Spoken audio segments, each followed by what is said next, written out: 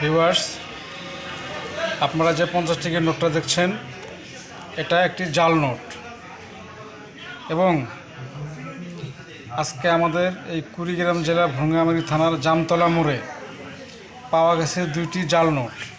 একটি জমজম সুইট প্লাসে পাওয়া গেছে 500 টাকা নোট একটা জাল, আর জামতলা মোড়ে ভাই ভাই সেলুনে একটি 50 টাকা নোট পাওয়া গেছে জাল। তো ভিউয়ার্স, আমার এই ভিডিওটা বানানোর কারণ হচ্ছে আমাদের ভুঙ্গামারী থানাতে সম্ভবত এই জাল টাকার সমার একটা চক্র জাল টাকা সাপ্লাই করতেছে। তো আমার ভিডিওটা বানানোর কারণ একটাই যে ভুঙ্গামারীতে যত সকল ব্যবসায়ী ভাই ও বোনেরা আছেন তারা একটু সচেতন থাকবেন এবং 100% শিওর না হওয়া পর্যন্ত টাকা লেনদেন করবেন না। এই আপনাদেরকে সচেতন করার জন্যই আমার এই ভিডিওটা।